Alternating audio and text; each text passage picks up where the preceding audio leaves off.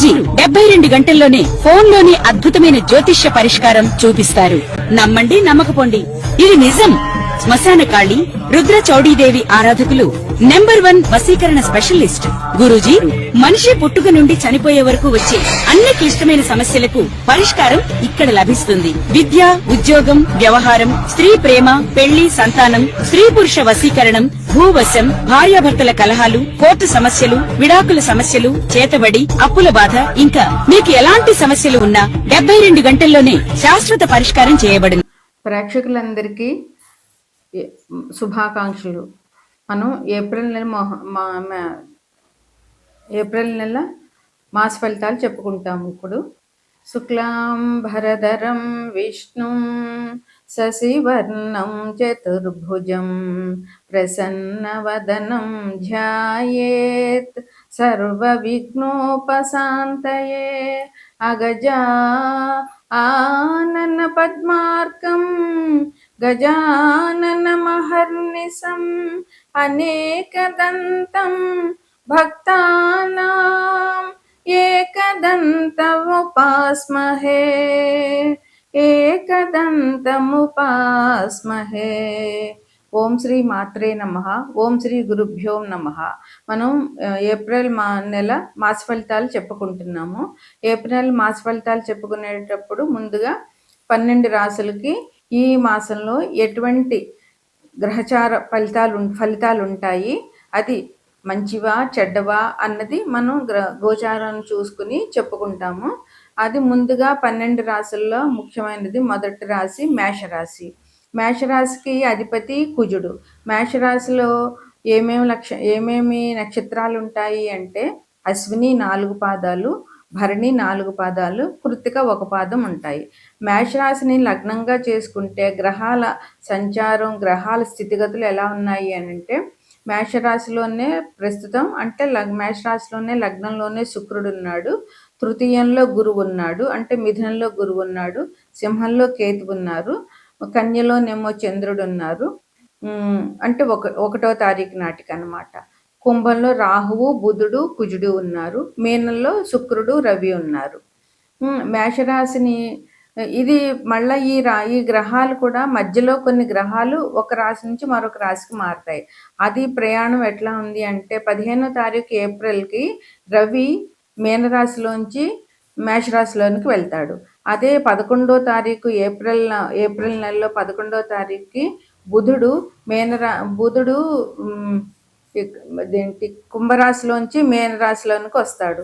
April 3వ తారీఖు కుజుడు కుంభంలో ఉన్న కుజుడు మీనంలోనికి వస్తాడు.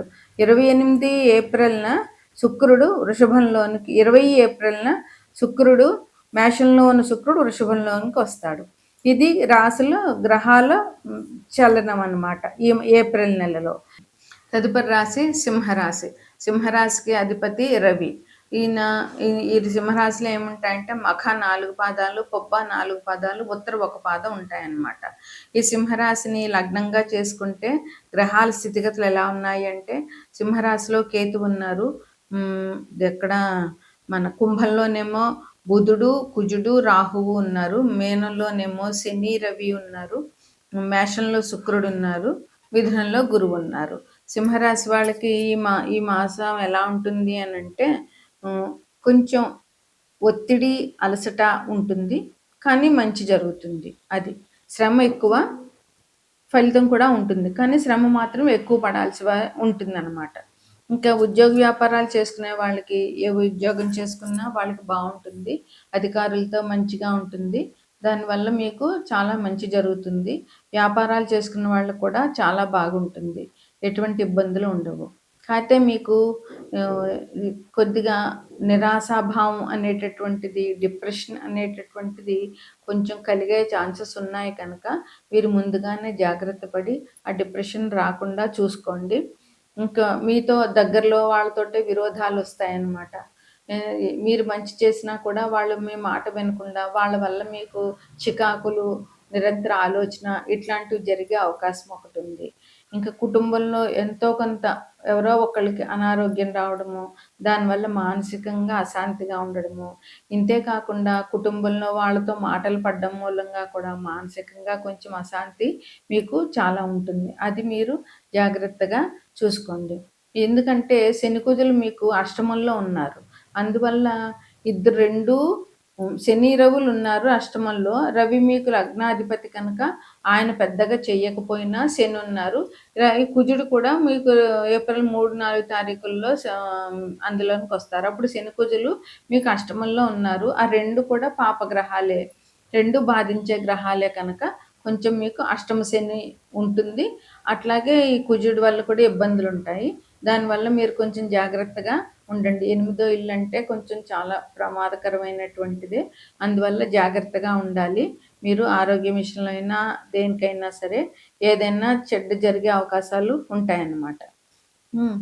మంచికి వెళ్ళినా కూడా, మీరు మంచి చెప్పినా కూడా వాళ్ళు చెడుగా ఆలోచించే రకాలు జరుగుతాయన్నమాట మీకు. ఏ వ్యవహారం చేద్దామన్నా ప్రతిబంధకాలు వస్తూ ఉంటాయి. ఏది ముందుకు సాగిపోదు, తొందరగా జరిగిపోదనమాట. ఏదో ఒక ఆటంకం రావడము, ఆ పని ఆగిపోవడము అలాంటివి జరుగుతాయన్నమాట. ఇంకా ఆధ్యాత్మికత కొంచెం పెరుగుతుంది. దీనివల్ల కొంచెం మనశ్శాంతి జరుగుతుంది. ఆధ్యాత్మికత వైపు మనుషులు వెళ్ళడం అనేటటువంటిది ఎప్పటికైనా చాలా మంచిదే. చివరికి మనకు కావాల్సింది ఆధ్యాత్మికతే. అందువల్ల అదేదో ముందే జరిగితే మీకు చాలా మంచిది. ఇంకా శుభవ్యయం అంటే ఇదే. దేవుడికి సంబంధించిన డొనేషన్లు ఇవ్వడము, లేదంటే దైవ కార్యాలకి సంబంధించిన ఖర్చులు చేయడము, అట్లాంటివి అన్నమాట. లేదంటే ఎవరైనా పెద్దల్ని సన్మానించడాలు, లేదా ఎవరైనా గురువుల్ని సన్మానించడము, ఇట్లాంటివన్నీ డొనేషన్లు దేవాలయాల్లో ఇవ్వడము, లేదా 10 మందికి భోజనాలు పెట్టించడము, ఇది వ్యయమే అయినా కానీ శుభవ్యయం, మంచి వ్యయం అన్నమాట. దీనివల్ల మీకు చాలా మంచి జరుగుతుంది. ఎప్పుడు కూడా తప్పకుండా ఇలాంటి వ్యయం చేయవలసిందే. చేయడం వల్ల నష్టం ఏం లేదు. ఇంకా మీకు ఇవన్నిటి మూలంగా మనసులో ఏంటంటే అలసట, ఏ పని చేయాలన్నా వ్యతిరేకత, చెయ్యలేను, చెయ్యొద్దు అనేటటువంటివి మనకి అట్లా బద్ధకం. శని భగవానుడు కూడా ఏం చేస్తాడంటే మనల్ని పరీక్షిస్తాడనమాట. వీళ్ళకి ఇలా బద్ధకం పెంచుదాము, మనం ఏంటంటే ఆ బద్ధకాన్ని జయించి పనిలోకి చేరాలి. అప్పుడు ఆయన సిద్ధపడతాడు. ఆయన ముందు మనకు బద్ధకాన్ని కలిగిస్తాడు. ఇప్పుడు ఏం చేస్తానులే, రేపు చేద్దాంలే అని వాయిదా వేయడము, నేను మందకొడిగా కూర్చుండిపోవడము, ఈవెన్ దేవుడు పూజ చేయాలంటే కూడా మనసు రాకపోవడము, ఇలాంటి లక్షణాలన్నీ శని భగవానుడు కల్పిస్తాడు. వాటిని అధిగమించుతామా అధిగమించమా అనేది ఆయన మనకు పెట్టే పరీక్ష అన్నమాట. అందువల్ల అలా శారీరక శ్రమ, అలసట ఇవన్నిటిని కూడా జయించి మీరు ముందుకి వెళ్ళాల్సి ఉంటుంది. ముఖ్యంగా భోజనం, అకాల భోజనం అనేటటువంటిది అస్సలు చెయ్యొద్దు. దానివల్ల మనకు మనమే కష్టాలు కొని తెచ్చుకున్నట్టు అవుతుంది అకాల భోజనం వల్ల. ఎందుకంటే దానివల్ల మనకి అన్నం అరగకపోవడం, డైజెషన్ ప్రాబ్లమ్స్ రావడము, నిద్ర పట్టకపోవడము, అశాంతి ఇట్లాంటివన్నీ ఉంటాయి. అందువల్ల అకాల భోజనం చేయకుండా టైంకి ఎంతో కొంత మనకి సరిపడేటటువంటి భోజనం చేయడం చాలా మంచిది. ఇంకా స్థానచలనం ఉంటుంది. అది స్థానచలనం అంటే ఒక చోట నుంచి ఇంకో చోటకి వెళ్ళడము, అది ఇల్లు మారడం అవ్వచ్చు, లేదా ఊరు మారడం అవ్వచ్చు, లేదా ఉద్యోగాల్లో డెప్యుటేషన్లు అవ్వచ్చు, లేకపోతే ఒక ఆఫీస్ నుంచి ఒక ఊరు నుంచి ఇంకో ఊరికి ట్రాన్స్ఫర్స్ కావచ్చు. ఇట్లాంటివేవో స్థాన మార్పులు మాత్రం మీకు కొద్దిగా చూపిస్తున్నాయి. దాని విషయంలో కొంచెం జాగ్రత్తగా ఉండండి. అది మీకు మంచిది, సంతోషకరమైనది అయితే పర్వాలేదు. ఒకవేళ సంతోషకరమైనది కాకపోతే ఆలోచించి అడిగేయండి. ఇంకా ప్రయాణాల్లో అసౌఖ్యం, మీరు సాధ్యమైనంత వరకు ఈ నెలలో ప్రయాణాలు చేయకుండా ఉండడమే మంచిది. చేయవలసి వచ్చినా కూడా ముందు జాగ్రత్తలు తీసుకుని ప్రయాణాలు చేయడం మంచిది. ఎందుకనంటే ఎండలు కూడా చాలా ఎక్కువ ఉన్నాయి. ఏమీ లేకపోయినా వడదెబ్బ కొట్టే అవకాశాలు ఉంటాయి కనుక ప్రయాణాలు సాధ్యమైనంత వరకు తగ్గించుకోవడం మంచిది. ఇక ఈ నెలలో ఏప్రిల్ 2వ తారీఖున హనుమత్ జయంతి. ఆ రోజు మీరు హనుమాన్ టెంపుల్కి వెళ్ళి ఆయన దర్శనం చేసుకోవడము. ఇంకా ఏప్రిల్ 20వ తారీఖున అక్షయ తృతీయ పండుగ. ఆ రోజు యాదగిరి నరసింహస్వామిని దీంతో చందనంతో అలంకరిస్తారు. అది కూడా చాలా మంచిది. అందువల్ల ఆయన దర్శనం చేసుకోవడము, హనుమాన్ దర్శనం చేయడము చాలా మంచిది. ఇక ఈ సంవత్సరం మొత్తం కూడా ప్రజలందరూ కాలభైరవాష్టకాన్ని చదవడము, రెండోదేంటంటే హనుమంతుడి దర్శనం చేసుకోవడం. ప్రతిరోజు హనుమంతుడి గుడికెళ్ళి ఆయన దర్శనం చేసుకోండి. ఒకవేళ కుదరలేదు మంగళవారం, శనివారం వెళ్ళండి.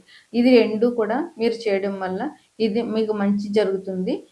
ఇవి మీకు ఈ నెలలో ఇచ్చేటటువంటి పరిహారాలు. ఇవి ఈ సింహరాశి వారికి శుభాశుభ ఫలితాలు.